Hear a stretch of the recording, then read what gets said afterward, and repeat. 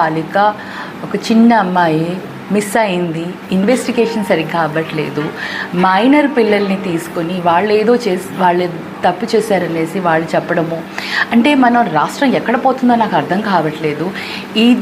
ఈ ఇన్వెస్టిగేషన్ అనేది ఎంత తొందరగా క్లోజ్ చేస్తే అంత మంచిది.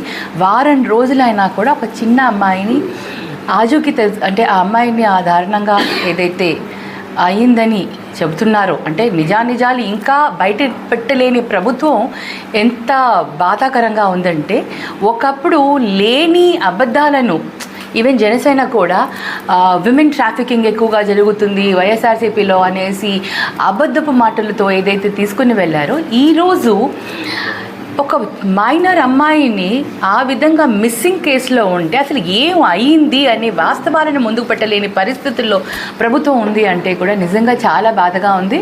మరి ఈ వాటిపైన ఎందుకు ప్రభుత్వం మాట్లాడట్లేదు, ప్రభుత్వంలో ఉన్న వాళ్ళెవరు కూడా ఎందుకు మాట్లాడట్లేదు అనే దానిపైన మేము అందరం కూడా నిజంగా వాళ్ళని ఆశ్చర్యపోతున్నాం. అసలు ఎందుకు ప్రభుత్వంలో ఉండి కూడా ఇటువంటి వాటిని ఇంకా ఇన్వెస్టిగేట్ చేయలేకపోతున్నారు. అంటే ప్రభుత్వం అనుకుంటే వాళ్ళకి 1 డేలో ఇన్వెస్టిగేషన్ కంప్లీట్ చేయొచ్చు. ఎవరిని కూడా ఆ ఊర్లో కూడా అలౌ చేయకుండా, మీరు గమనించి ఉంటారు, సిద్ధార్థ రెడ్డి కూడా వెళ్ళాలి ఊరిలోకి, నందికొట్టుకూరులోకి వెళ్ళాలి అంటే అతన్ని ఊరిలో కూడా అనుమతించని పరిస్థితులు ఉన్నాయి. అంటే వేరే వాళ్ళని ఎవరిని అక్కడ పోనివ్వకుండా, అక్కడ వాస్తవాలను కూడా తెలుసుకోనివ్వకుండా వాళ్ళు అక్కడ ఎందుకు చేస్తున్నారు అనేది అక్కడ ఉన్న అక్కడ ప్రభుత్వం చెప్పాలి, ప్రభుత్వం టీడీపీ ప్రభుత్వం చెప్పాలి, అక్కడ ఉన్న లోకల్ లీడర్స్ చెప్పాలి, లోకల్ నాయకులు చెప్పాలి, అక్కడ ఉన్న ఎమ్మెల్యే వాళ్ళు చెప్పాలి. ఎందుకు ఇటువంటి పరిస్థితి వచ్చిందో వాళ్ళే చెప్పాలి. ఏం దాచిపెట్టాలనుకుంటున్నారో కూడా వాళ్ళే తెలియచేయాలి.